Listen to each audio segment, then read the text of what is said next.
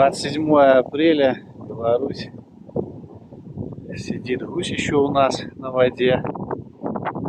Ну, уже немного, но это так, здесь мало его сидит. В основном перелетел в другое место. Там побольше.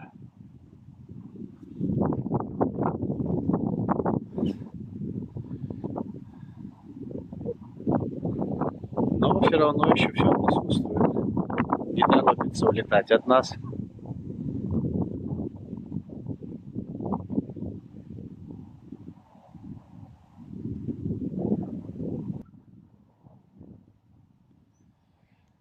Эти дни сильно похолодало, снег даже шел неплохой. Но все равно